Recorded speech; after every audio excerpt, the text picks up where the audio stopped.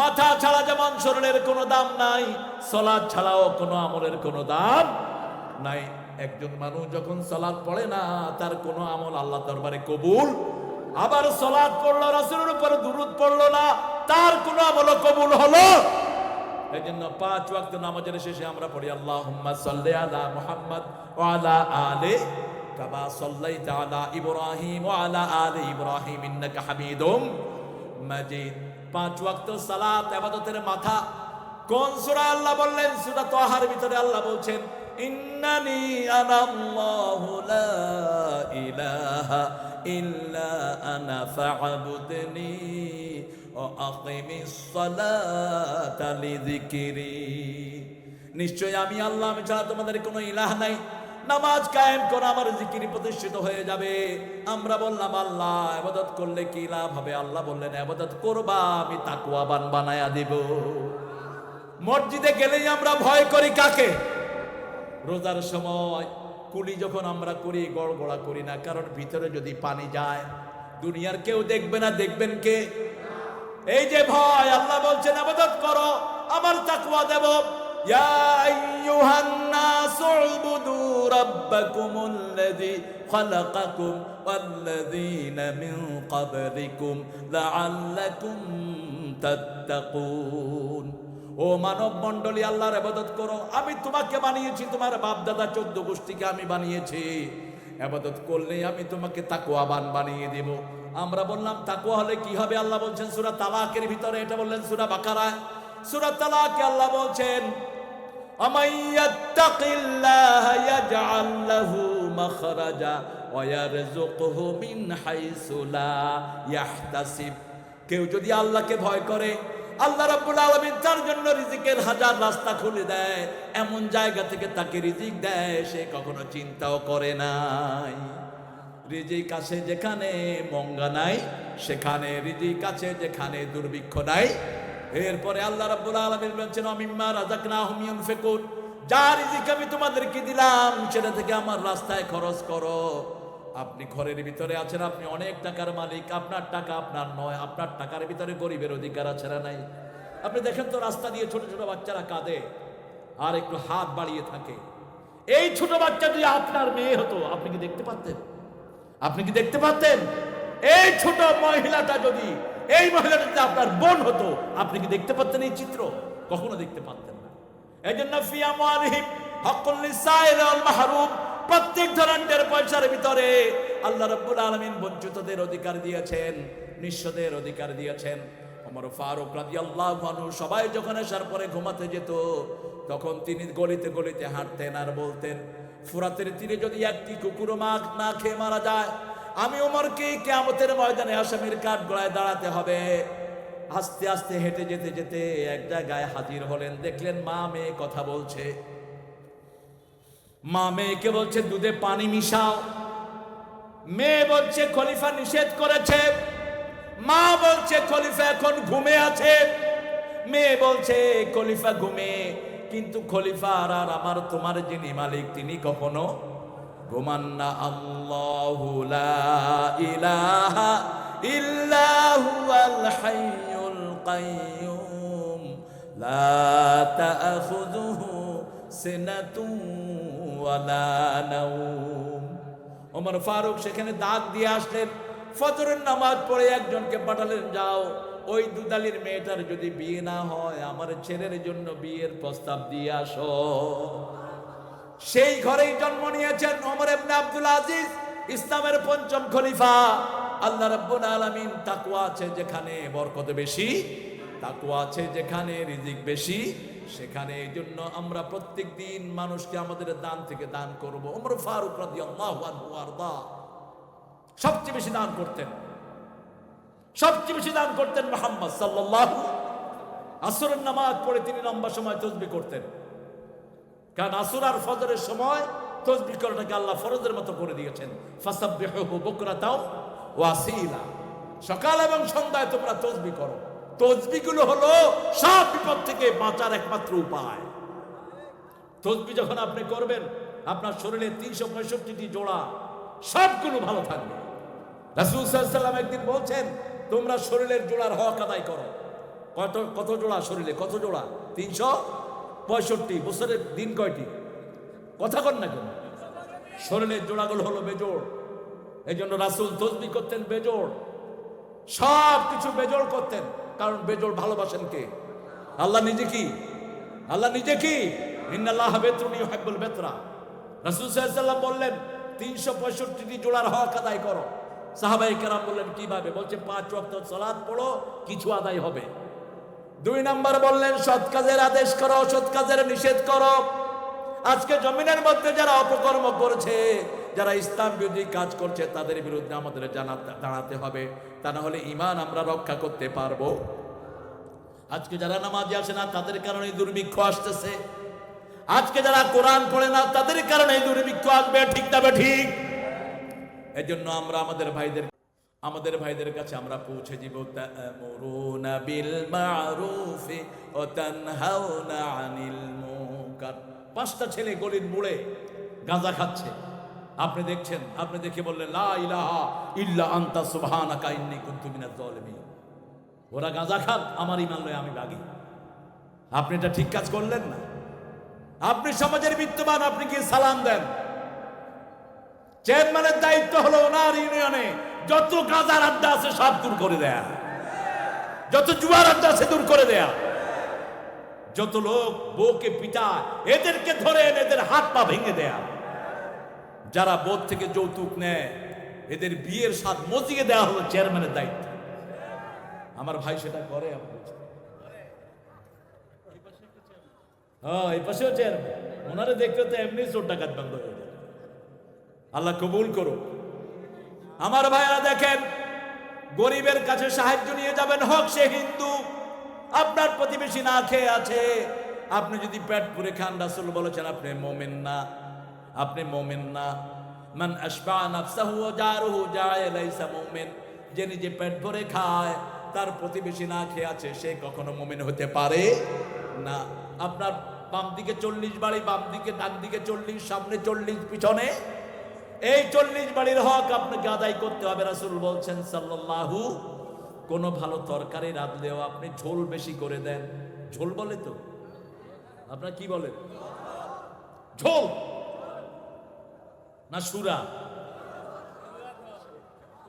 সুরুয়া বলেন, সুরকা। আচ্ছা, এই ঝোল বেশি করে দেন, যাতে তরকারি না দিতে পারলো বাড়িতে একটু ঝোল পাঠিয়ে দিতে পারেন। এটা আগে ছিল, এখন নাই। আগে এক বাড়ি থেকে আরেক বাড়ি তরকারি পাঠানোর একটা ব্যবস্থা ছিল, ঠিক কিনা? এখন তো ঝগড়া করতে করতে জান শেষ। আহারে আফসোস এই জাতির জন্য। আপনার বাড়ির পাশে একজন বেনামাজি, আপনি যদি 3 দিন তরকারি পাঠান, দেখবেন 4র্থ দিন সে আপনার সাথে নামাজি হয়ে গেছে। আপনার বাড়ির পাশে একজন অন্য ধর্মের ভাই অবস্থান করছে, খাবারের সময় আপনি আপনার বাচ্চাকে পাঠিয়ে দিলেন যে গিয়ে দেখো ওই বাড়ির ভাইয়েরা বোনেরা খেয়েছে নাকি। দেখলেন তাদের ঘরে খাওয়ার আয়োজন হয় নাই, আপনি খাওয়ার পাঠিয়ে দেন। আপনার অজান্তেই লোকটা পড়ে নিবে লা ইলাহা ইল্লাল্লাহু মুহাম্মাদুর রাসূলুল্লাহ সাল্লাল্লাহু আমিম্মা রাযাকনাহুম ইউনফিকুন। যার রিজিক আমাদেরকে দিয়েছেন, কে দিয়েছেন? মা মিন দাব্বাতিন ফিল আরদি ইল্লা আলাল্লাহি রিজকুহা ইয়ালামু মুস্তাকাররাহা ওয়া মুস্তাওদাআহা কুল্লুন ফি কিতাবিম মুবিন। এই পৃথিবীর যত প্রাণী আছে, সব প্রাণীর রিজিকের দায়িত্ব গ্রহণ করেছেন কে? আপনি 100 মণ ধানের মালিক, আপনার ধান আপনার নয়। আপনার ধানের প্রতিবেশীর হক দিয়েছেন কে? প্রতিবেশীর হক আল্লাহ দিয়েছেন। রাসূল সাল্লাল্লাহু আলাইহি ওয়াসাল্লাম আসরের নামাজ পড়লেন, পড়ে সালাম ফিরিয়ে কয়েকজনের ঘাড়ের উপর দিয়ে রাসূল দ্রুত ঘরে চলে গেলেন। মসজিদ নববীর পাশেই মা আয়েশার ঘর। সাহাবায়ে কেরাম বললেন, ইয়া রাসূলুল্লাহ, আপনি তো আসরের পরে এত পেরেশান হয়ে কখনো যান না, কেন গেলেন? রাসূল সাল্লাল্লাহু আলাইহি ওয়াসাল্লাম বললেন, আমি সালাম ফিরানোর সাথে সাথেই মনে হলো আমার ঘরে একটা ছোট্ট স্বর্ণের টুকরা রয়ে গেছে। এই টুকরাটা থাকা অবস্থায় যদি আমি মারা যাই, তাহলে ত্রিভুবনের সর্দারের ঘরে এক টুকরা স্বর্ণের টুকরা অবস্থায় মারা গেলেন, এটা আমি বরদাস্ত করতে পারি নাই। এই জন্য দৌড়িয়ে গিয়ে আয়েশাকে বলেছি, এটা তাড়াতাড়ি আল্লাহর রাস্তায় দান করে দাও।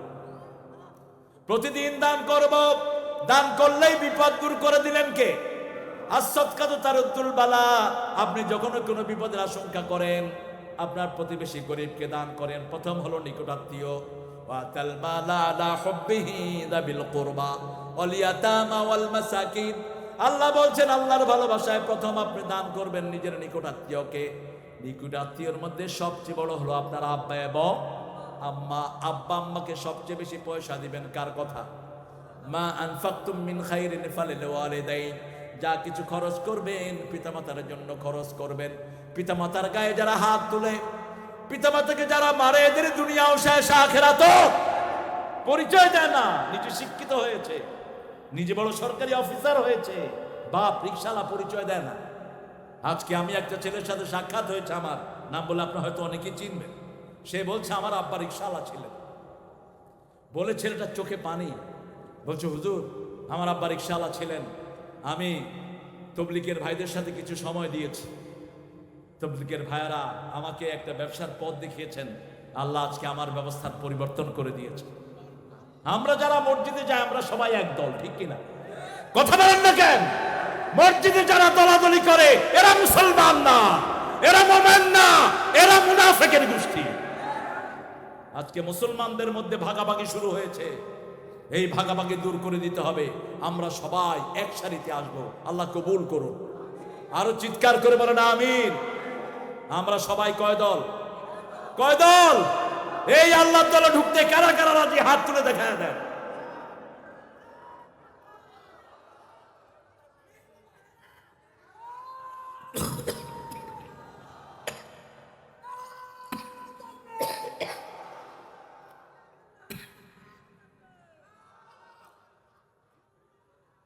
আপনারা কাহিল হয়ে গেছেন বুঝতেছি।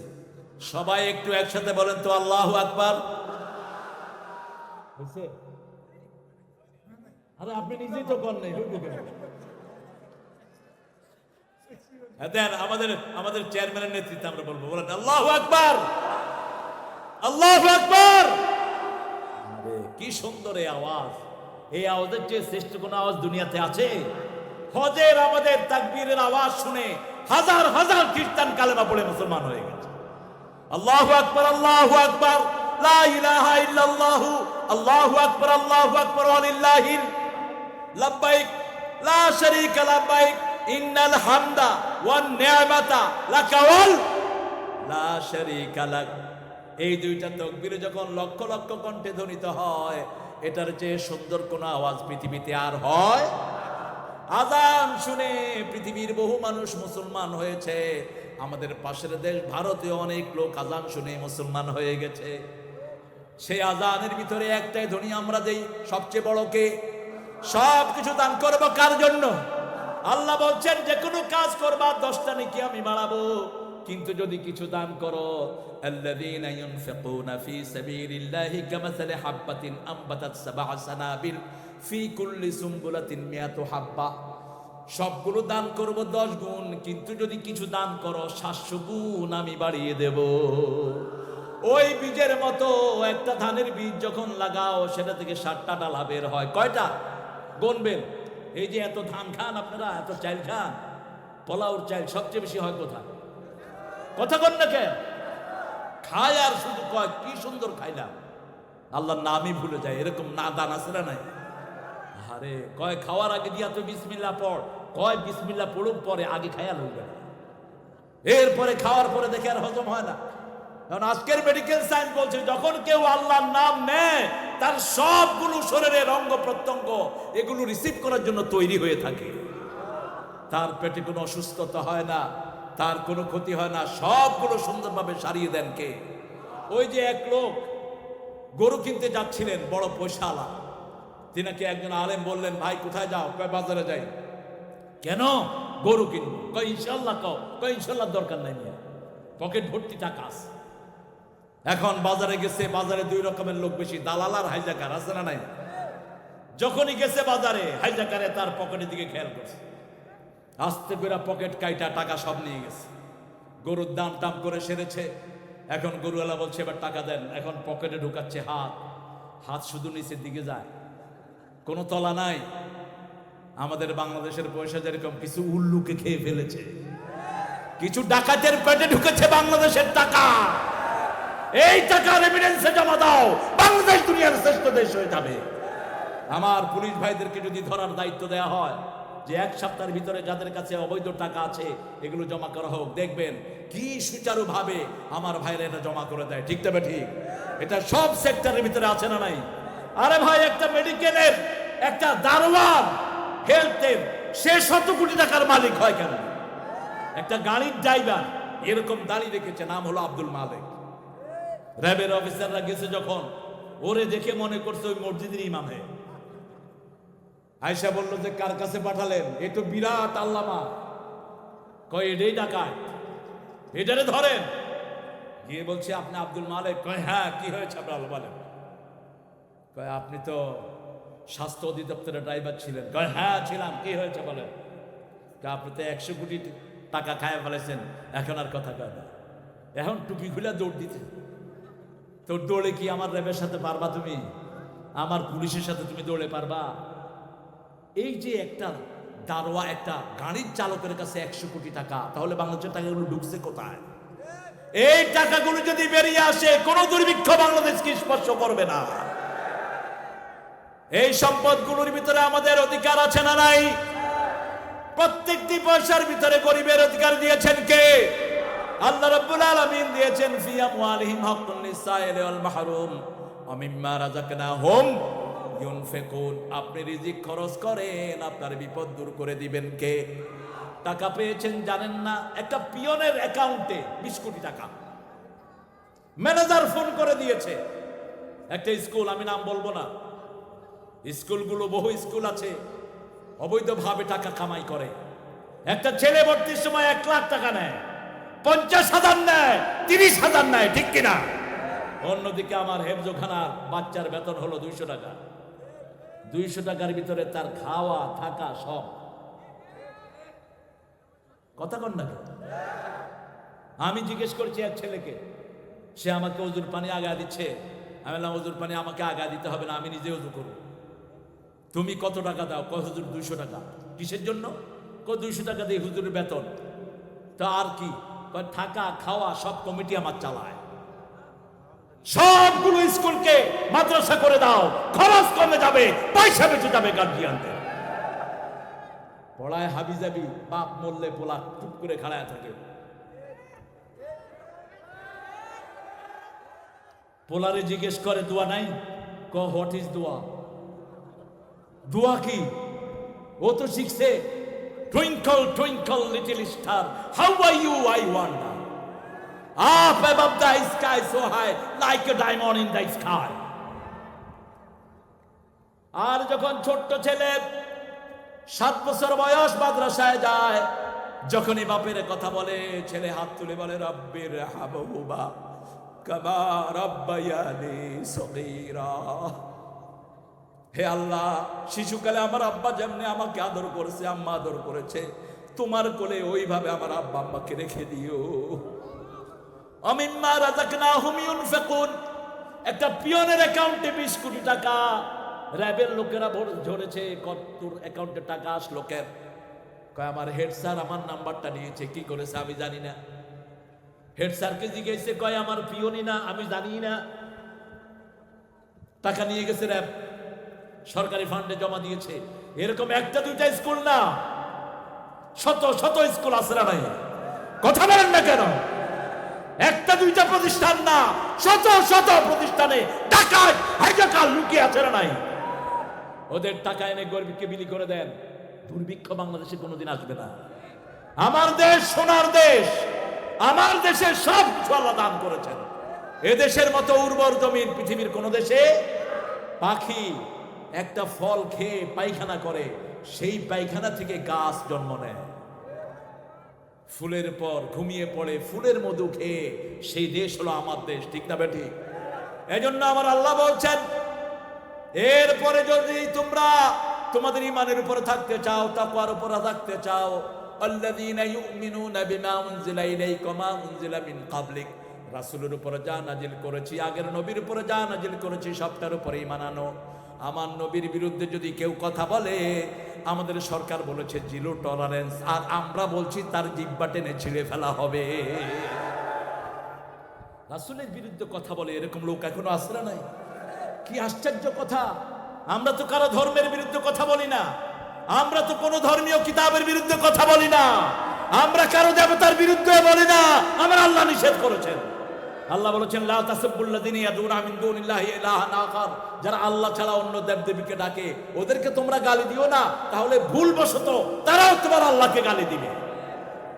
তোমরা কেন আমার রাসূলকে উল্টাপাল্টা কথা বলবা? আমার রাসূলের চরিত্রের সার্টিফিকেট দিয়েছেন কে? রাসূলের বিবির চরিত্রের সার্টিফিকেট দিয়েছেন কে? সেই রাসূল সাল্লাল্লাহু আলাইহি ওয়াসাল্লামকে নিয়ে যারা অত্যুক্তি করে তারা রাসূলের বন্ধু নয়, আর যারা এই অত্যুক্তি চোখ বন্ধ করে সহ্য করে তারাও রাসূলের বন্ধু। বরং আমার আল্লাহ রাব্বুল আলামিন বলেছেন লা ইউমিনু আহাদুকুম হাত্তা কুনা হাব্বা ইলাইহি মিন ওয়ালিদিহি ওয়া ওয়ালাদিহি ওয়ান নাসি আজমাইন, তোমাদের মধ্যে কেউ ততক্ষণ পর্যন্ত মুমিন হতে পারবে না যতক্ষণ পর্যন্ত তার বাপের চেয়ে দুনিয়ার সকল মানুষের চেয়ে আমার নবীকে সবচেয়ে বেশি ভালো না বাসবে। উহুদের ময়দানে মা যাচ্ছেন, মদিনা থেকে উহুদের ময়দান হলো 5 মাইল দূরে। আমার মশিউর যায় খুব, ইসলামী ব্যাংকের একটা অ্যাকাউন্ট করেছে এখানে, এজেন্ট ব্যাংক, আপনারা এখানে পয়সা জমা দিবেন। এই মাহফিলের জন্য তার অনেক ভালো ভূমিকা আছে। ইসলাম আছে যেখানে, আমরা আছি সেখানে। সেই মদিনা, মদিনা মুনাওয়ারা, রাসূল বলেছেন মদিনার জন্য তোমরা দোয়া করো। মদিনাতে যারা মারা যায় তাদের গুনাহ মাফ করে দিবেন কে? তবে থাকতে হবে ঈমান। থাকতে হবে কি? ঈমান। আপনি মানুষের হক দিতে হবে, বিবির হক দিতে হবে। বিবির সাথে দুর্ব্যবহার করা ইসলামের সুন্নত নয়। রাসূল বিবিদেরকে সবচেয়ে বেশি দাম দিতেন, বিবিদের সাথে পরামর্শ করতেন, বিবিদেরকে সুন্দর নামে ডাকতেন। আমি কালকে লালমনিরহাটের ভাইদেরকে ওয়াদা নিয়েছিলাম, আজকে আপনারা ঘরে গিয়ে সব বিবিদেরকে ডাকবেন লালমণি। কি ডাকবেন? লালমণি। রাসূল সাল্লাল্লাহু আলাইহি ওয়াসাল্লাম নিজের বিবি আয়েশাকে ডাকতেন লালমণি। কি ডাকতেন? লালমণি। হুমায়রার বাংলা হলো লালমণি, এটা ডাকবেন। বিবিদেরকে সুন্দর নামে ডাকবেন, রাসূলের সুন্নাহ। রাসূলের সুন্নাহ। অন্যকে নিয়ে খাবেন। রাসূল মদিনায় গিয়ে খুতবায়, প্রথম খুতবায় 4টা কথা বললেন। ইফশাউস সালাম, আতিআমুত তুআম, সাল্লু ফিল লাইলি ওয়ান নাসু নিয়াম, তাসিলুল আরহাম, তাদখুলুল জান্নাতা বিসালাম। তোমরা আরেকজনকে সালাম দাও। আগে যে সালাম দেয় তার গুনাহ মাফ করে দেন কে? তার অহংকার ধ্বংস করে দেন কে? তার মর্যাদা বাড়িয়ে দেন কে? আপনি চেষ্টা করবেন আগে সালাম দিতে। 2 নাম্বার, মানুষকে খাওয়ান। 3 নাম্বার, রাতে যখন সবাই ঘুমায় আপনি নামাজে দাঁড়িয়ে যান। 4 নাম্বার, আত্মীয়তার সম্পর্ক জোড়া লাগান। আত্মীয়তার মধ্যে সবচেয়ে বড় আত্মীয় হলেন আপনার আব্বা এবং আম্মা, তারপরে চাচা, খালা, মামা, ফুফা, এরা হলো আপনার আত্মীয়, সবচেয়ে কাছের আত্মীয়। রক্ত সম্পর্ককে যারা ছিন্ন করে তারা কখনো পুলসিরাতের পোল পার হইতে পারবে। রাসূল সাল্লাল্লাহু আলাইহি ওয়াসাল্লাম বলছেন, যে রক্তের সম্পর্ক ছিন্ন করে, আল্লাহ হাদিসে কুদসিতে বলছেন, আমি তার সাথে রহমের সম্পর্ক ছিন্ন করে দেই। আমিম্মা রাযাকনাহুম ইউনফিকুন আল্লাযীনা ইউমিনুনা বিমা উনজিলা ইলাইকা ওয়া মা উনজিলা মিন ক্বাবলিক। উহুদের ময়দানে একজন মা যাচ্ছেন। মাকে মদিনার লোকেরা বলছে, আপনার স্বামী নাই, আপনার স্বামী উহুদে শহীদ হয়েছেন। মহিলা বলছেন, আমার স্বামীর খবর নিতে আমি যাই না, আমার নবী আছেন উহুদের ময়দানে, ওনার শরীরটা কেমন আছে। মহিলা দৌড়াচ্ছে। কিছুদিন যাওয়ার পরে, কিছু দূর যাওয়ার পরে লোকেরা বলছে, আপনার একটা ছেলে নাই। তিনি বলছেন, আমার নবী সাল্লাল্লাহু আলাইহি ওয়াসাল্লামের শরীর কেমন আছে, ছেলের খবর নিতে যাচ্ছি না। কিছুদিন পরে, কিছুক্ষণ পরে আরেকজন খবর দিল, আপনার আরেকটা ছেলে নাই। তিনি আবার জোরে বলছেন, আমার নবী সাল্লাল্লাহু আলাইহি ওয়াসাল্লামের শরীরটা কেমন আছে। উহুদের কাছাকাছি গেলেন, বললেন, আপনার আরেকটা ছেলেও শহীদ হয়ে গেছে। তিনি বলছেন, আমার নবীর শরীর কেমন। এবার উহুদের বাসিন্দারা বলছে, আমার নবী সাল্লাল্লাহু আলাইহি ওয়াসাল্লাম এখনো ভালো আছে, উহুদ পাহাড়ে তিনি আছেন, তার দন্ত মোবারক শহীদ হয়েছে, কিন্তু তিনি এখনো জীবিত আছেন। মহিলা আল্লাহ শুকরিয়া আদায় করেছে আর বলছে, ইয়া আল্লাহ, আপনার হাবিব আছে, আমি খুশি। আমার ছেলে গেছে, আমার দুঃখ নাই। আমার স্বামী গেছে, আমার দুঃখ নাই। আল্লাহর হাবিব জীবিত আছে, আমার মন ভরে গেছে, আমার আর কোনো আফসোস নাই। আমার নবীর জন্য যদি এই ভালোবাসা আমাদের না হয়, আমরা কখনো মুমিন হতে পারবো? কারণ কিয়ামতের ময়দানে প্রত্যেকটি নবী আলাইহিস সালাম কাঁদবেন নাফসি বলে, একজন শুধু উম্মতের জন্য কাঁদবেন, তিনার নাম কি? কি নাম? ত্রিভুবনের প্রিয় মোহাম্মদ।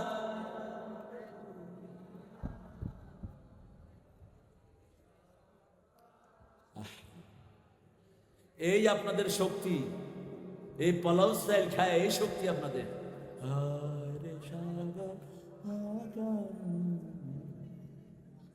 চেয়ারম্যান ইলেকশনে, মেম্বার ইলেকশনে আপনাদের নাচানাচি চোটে মানুষ থাকতেই পারে না। ওমর ভাইয়ের চরিত্র ফুলের মতো পবিত্র, এরপরে চরিত্র এত খারাপ হয় জেলখানায় ঢুকায়ও শেষ করা যায় না। নামাজ নাই, রোজা নাই, এরকম চরিত্র আছে না? শুধু চুরি করে, আছে না নাই? তখন আমরা ভাই, অমুক ভাই যেখানে, তোর ভাই গোরস্থানে, তুই কোনখানে আসলে? আর এখন ত্রিভুবনের রাসূলের প্রশংসা করবে, গলায় আওয়াজই নাই। একটু জোরে আওয়াজ দিয়ে গান তো দেখি। ত্রিভুবনের প্রিয় মোহাম্মদ এলো রে দুনি।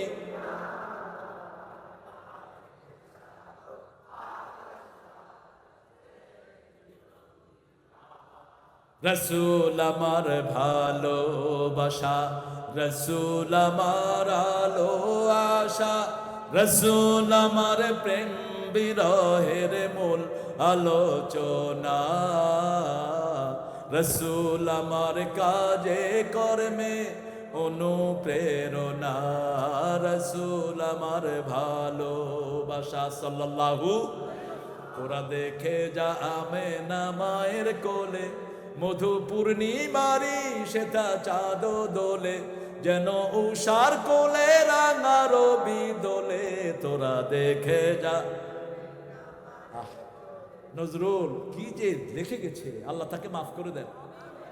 মোহাম্মদ নাম যতই জপি ততই মধুর লাগে, নামে এত মধু থাকে কে জানি তো আগে। একটু স্লিপ হয়েছে, এটা হয়তো আল্লাহ মাফ করে দিবেন। নজরুল খুব কৌশলী লেখক ছিলেন।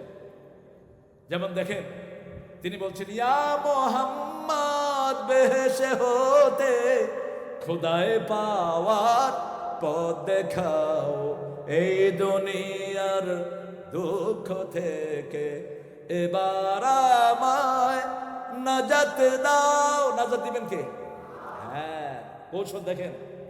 শেষের পংক্তিতে লিখছেন, আল্লাহ ছাড়া ত্রিভুবনে শান্তি পাওয়া যায় না মনে, কোথায় পাবো সে আবে হায়াত, ইয়া নবীজি রাহবাতা, এই দুনিয়ার দুঃখ থেকে আল্লাহ আমায় নাজাত দাও। সবচেয়ে বেশি যোগ্য কার নাম? রাসূলের নাম কি আমরা জপি?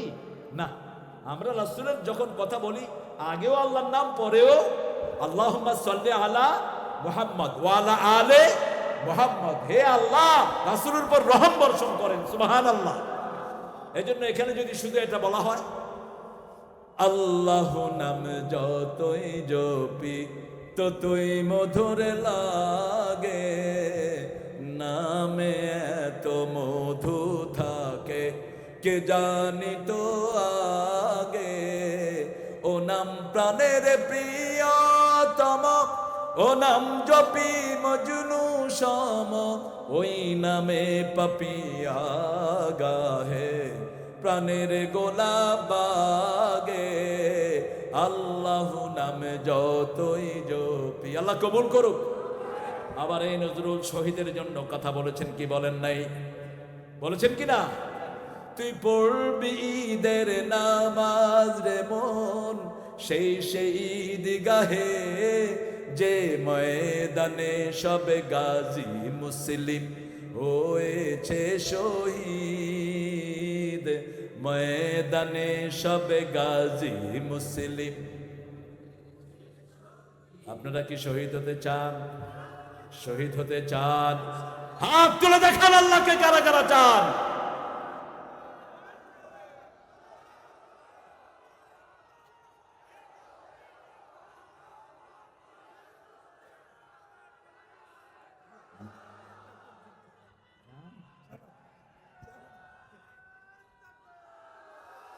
আলহামদুলিল্লাহ বলেন। এই সমাবেশ প্রমাণ করে আগামীর পৃথিবী কোরআনের পৃথিবী। আমি গত 16 তারিখে ঢাকার একটা মার্কেট, নিউ মার্কেটের পাশে, ওই মার্কেটে আমার মাহফিল ছিল। তো প্রশাসনিক কারণে মার্কেটের ক্ষতি হতে পারে, ভাইয়েরা বলেছে যে মাইক শুধু মসজিদের গুলো ব্যবহৃত হবে, চাঁদনি চক। তো লোকজনকে বেশি খবর করা হলো না, পোস্টারও করা হলো না, কারণ ওখানে তো এই চেয়ারম্যান সাহেবের মতো দায়িত্ববান লোক ছিল না। মার্কেটের সভাপতি অসুস্থ হয়ে বাইরে ছিলেন। যাই হোক, গেলাম, পোস্টার নাই, লিফলেট নাই, প্রচার নাই, উপরে নিচে চারপাশে শুধু মানুষ আর মানুষ। আরো আসতে কন্যা সুবহানাল্লাহ। যাওয়ার সময় দেখলাম ঢাকা ভার্সিটির সামনে কনসার্ট হচ্ছে। কিসা কিসা কোন সাপ, শত শত মাইক, পোলাপান নাই, হে হু করতেছে, লোক নাই। আহা, কইলাম এই হলো চিত্র। কারণ মানুষ এখন এসব বস্তা বস্তা কনসার্ট চায় না, মানুষ এখন বস্তা বস্তা গান শুনতে চায় না। মানুষ চায় কোরআন, মানুষ চায় হাদিস, মানুষ চায় আখিরাতের মুক্তি। এজন্য কোরআনের মাহফিল হলেই বাঁধ ভাঙা জোয়ারের ঢেউ নামে, ঠিক কিনা? আপনারা যা এসেছেন আপনাদের 3 গুণ বেশি, সেটা আমার মায়েরা। আর বাংলাদেশের মায়েরা সারা দুনিয়ার মায়েদের চেয়ে শ্রেষ্ঠ মায়েরা। বাংলাদেশের মেয়েদের মতো পরিশ্রমী মেয়ে দুনিয়ার কোন দেশে রান্না করে কারা? জোরে বলেন। স্বামীর কাপড় ধোয় কারা? বাচ্চা পালে কারা? কিল খায় কারা? কি সুন্দর করে মিলাই করে কেমনে মারেন, কেমনে মারেন। রাসূল সাল্লাল্লাহু আলাইহি ওয়াসাল্লাম বসে আছেন, নুসাইবা রাদিয়াল্লাহু আনহু, মদিনার সবচেয়ে শ্রেষ্ঠ আনসারী সাহাবী, মহিলা সাহাবিয়া। তিনি আনসারদের মধ্যে খুব জনপ্রিয় ছিলেন খতিব হিসাবে। রাসূল সাল্লাল্লাহু আলাইহি ওয়াসাল্লামকে আয়েশা রাদিয়াল্লাহু আনহা একটা থাপ্পড় মারলেন। আয়েশা রাদিয়াল্লাহু আনহাকে মুসাইবা বললেন, হে আয়েশা, তুমি বিশ্বনবী সাল্লাল্লাহু আলাইহি ওয়াসাল্লামকে এইভাবে থাপ্পড় মারলে? রাসূল বললেন, এটা তো কিসমিস, এটা থাপ্পড় নয়, এটা মজার কথা, মজার জিনিস। আয়েশা মাঝে মাঝে আরো জোরেও মারে। সুবহানাল্লাহ কইতে ইচ্ছা করলো না? রাসূল সাল্লাল্লাহু আলাইহি ওয়াসাল্লাম বিবিদেরকে হাতে করে নিয়ে ঘোড়ায় উঠাতেন, ওটে উঠাতেন। মা সাফিয়া রাদিয়াল্লাহু আনহা বলছেন, উনি এইভাবে হাত পাততেন, তিরমিজির সহিহ বর্ণনা। ওনার হাতের উপর আমি পা রেখে কখনো কখনো আমি ওটের উপরে উঠতাম, সেই ওটের রশি ধরে টানতেন রাহমাতাল লিল।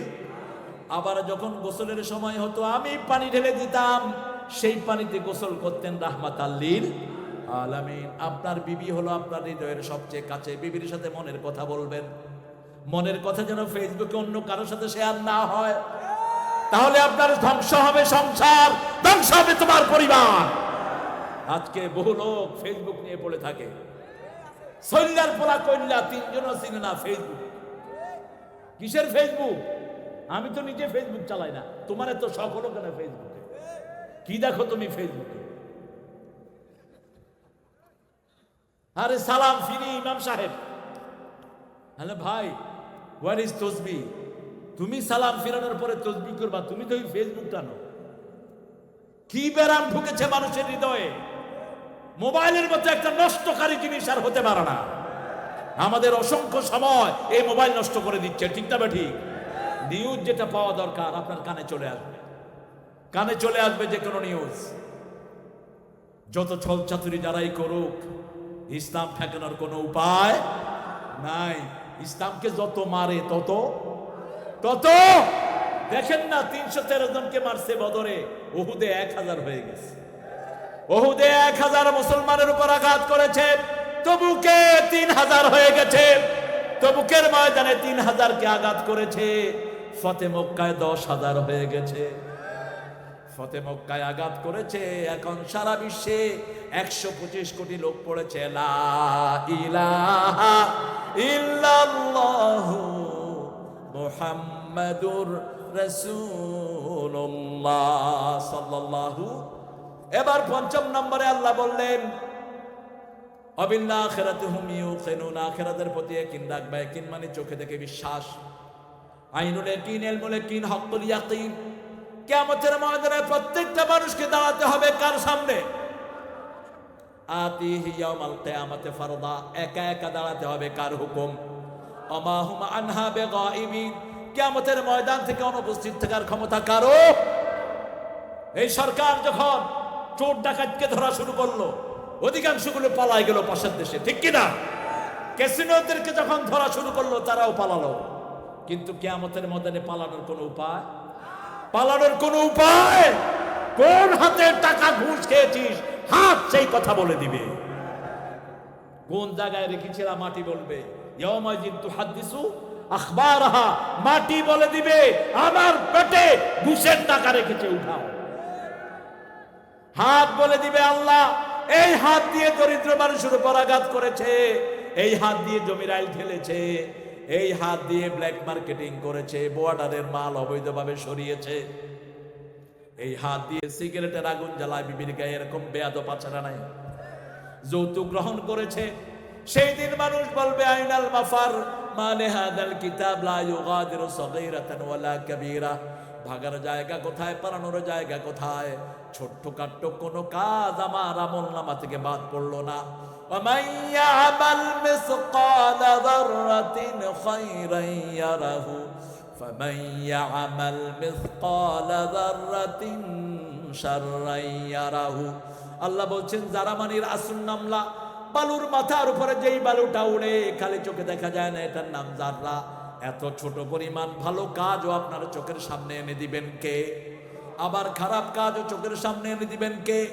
এজন্য অগোচরেও কোনো খারাপ কাজ করবেন না। রাসূল বলছেন সাল্লাল্লাহু আলাইহি সাল্লাম, যারা প্রকাশ্যে ভালো কাজ করে গোপনে খারাপ কাজ করে, এরকম লোক আছে না নাই? গোপনে বাজে ছবি দেখে আছে না নাই? কথা বল না কেন? বাচ্চাদেরকে প্রাইভেট পড়ানোর কথা নিয়ে বাচ্চার শ্লীলতাহানি করে, এরকম বেয়াদব আছে না নাই? রাসূল বলেছেন এদের প্রকাশ্য কাজগুলো আল্লাহ ধ্বংস করে দিবেন। যারা গোপনে অপকর্ম করে এগুলা, এদের প্রকাশ্য সবগুলো আল্লাহ ধ্বংস করে দিবেন। খবরদার, আমিম্মা রাযাকনাহুম ইউনফিকুন ওয়াবিল আখিরাতি হুম, আখিরাতটা চোখের সামনে রাখবেন। তাকিয়ে দেখেন মদিনার দিকে, রাতের অন্ধকার, স্বামী বাড়ি নেই, স্বামী গেছে বিদেশে। আমাদের দেশে অবশ্য স্বামীরা বিদেশে যায় না, দিনাজপুরের স্বামীরা খুব ভালো।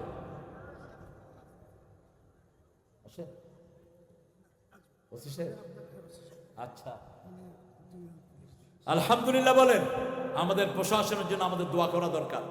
আমি আজকে বলছিলাম ঈদে আপনারা বাড়িতে আনন্দ করেন, থানায় একটু যাবেন। আমার বহু ভাই আপনাদের নিরাপত্তার জন্য বাড়ি যায় না, ঈদের ছুটি পায় না। আপনাদের ঘরের মিষ্টিগুলো তাদের জন্য নিয়ে যান, দুইটা ছাগল তাদেরকে জবাই করে খাওয়ান, আল্লাহ খুশি হয়ে যাবে আপনাদের। আমাদের জন্য রাতের বেলায় দেখবেন রাস্তার দুই পাশে কিছু মানুষ সারা রাত শীতের ভিতরে দাঁড়িয়ে পাহারা দেয়। কারা এরা? কথা কন না কেন? এরা আমাদের সেই নিরাপত্তা বাহিনীর লোকেরা।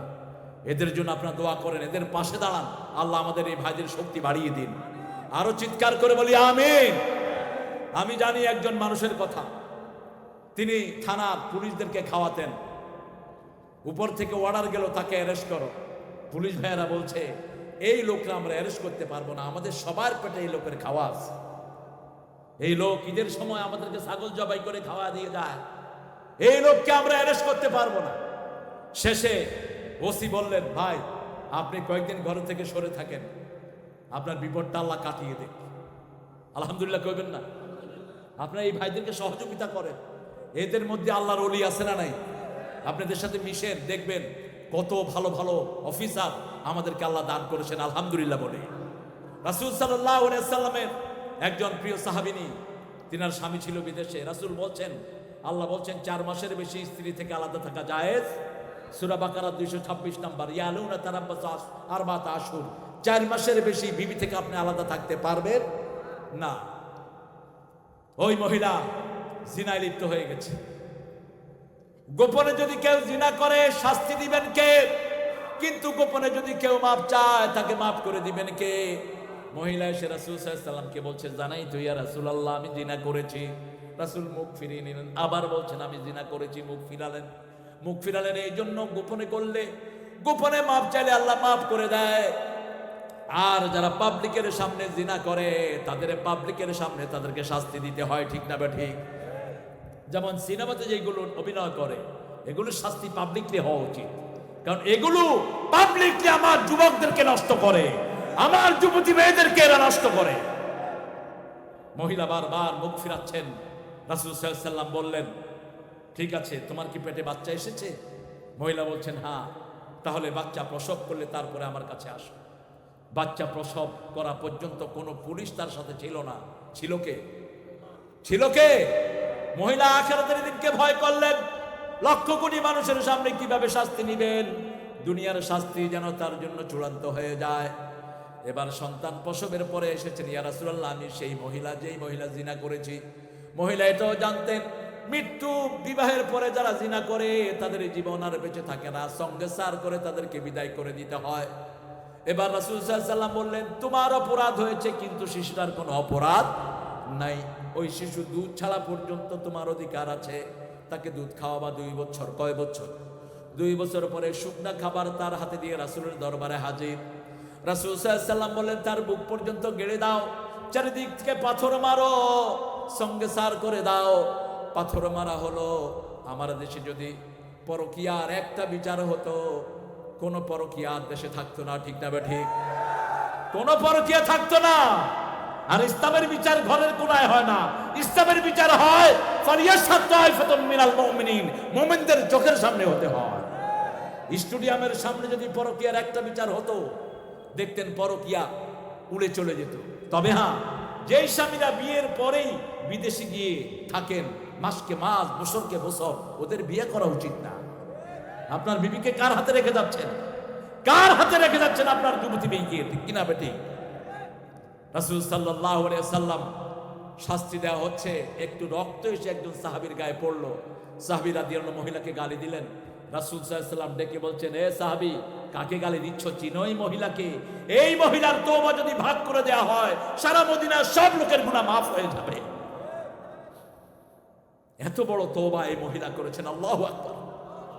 আমরা যদি তওবা করি, আমাদের গুনাহগুলো মাফ করে দিবেন কে?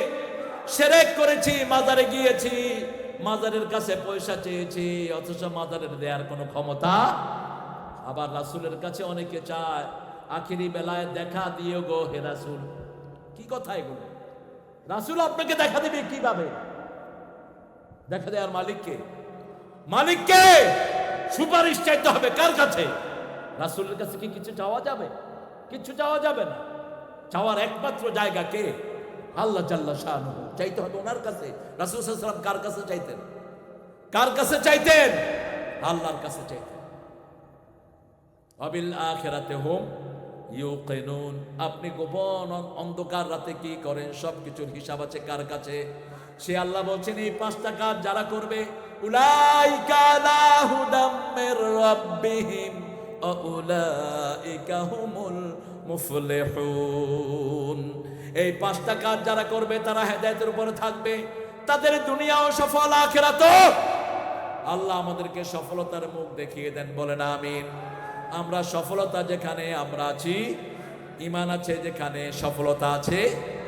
সফলতা আছে যেখানে, ঈমান আছে সেখানে। এই জন্য ঈমানের জন্য যদি জীবনের শেষ রক্তবিন্দু দিতে হয়, আমরা সেটা দেওয়ার জন্য রাজি আছি না নাই?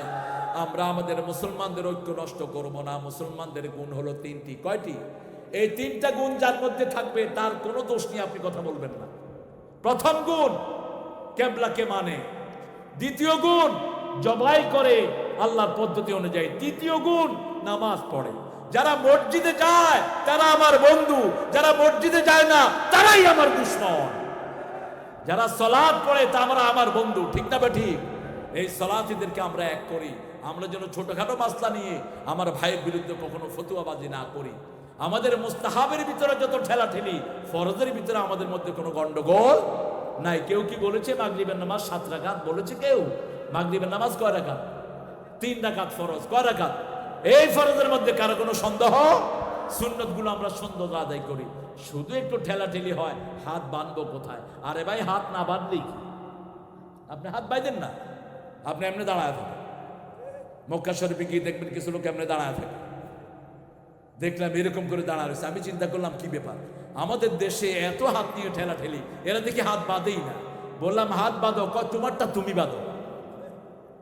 ইমাম মালিক রহমতুল্লাহ আলাইহির লোকেরা হাত বাঁধতেন না, এভাবে দাঁড়াতেন তারা সলাতে, তাদের সলাতো হয়ে যাবে। আমরা এই 5টা গুণ অর্জন করব। প্রথম, গায়েবের প্রতি ঈমান। তিনি কে? তিনি কে? আল্লাহ। যা কিছু চাইবো কার কাছে?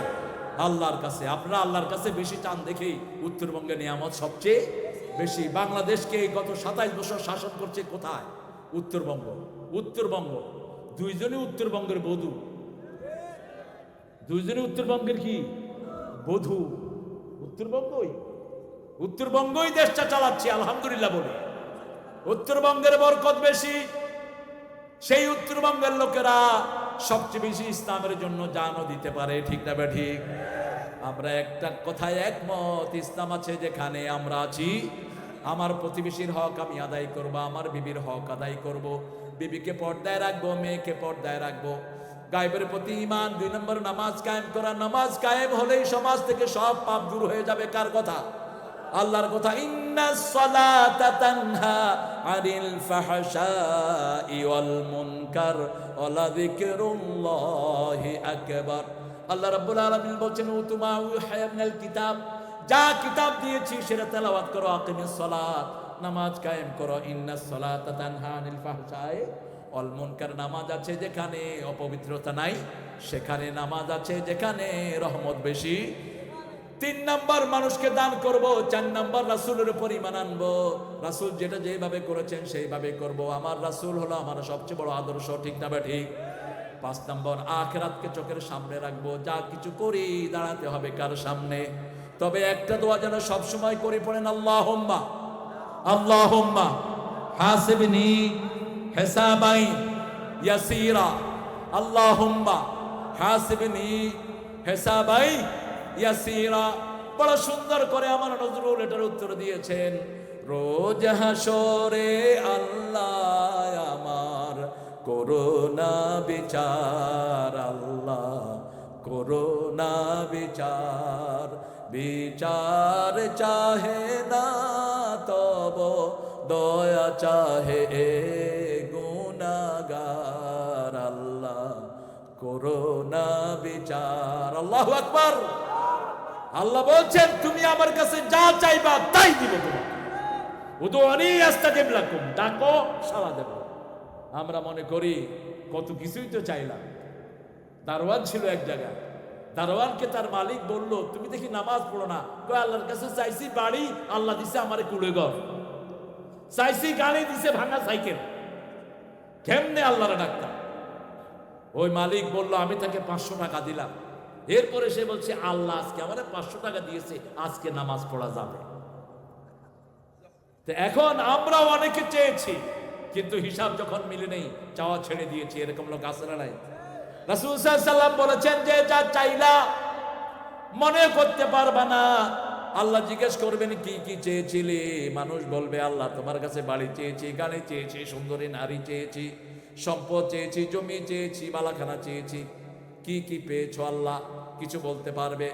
ছোটবেলা থেকে আমরা মৃত্যু পর্যন্ত যা দোয়া করেছি কারোই সব মনে নাই, ঠিক না ঠিক? আল্লাহ বলবেন, ডান দিকে তাকাও। জান্নাতি ডান দিকে তাকাবে, দেখবে জন্ম থেকে বুঝ হওয়া থেকে নিয়ে মৃত্যু পর্যন্ত যা চেয়েছে সব আল্লাহ জান্নাতে সাজিয়ে রেখেছে।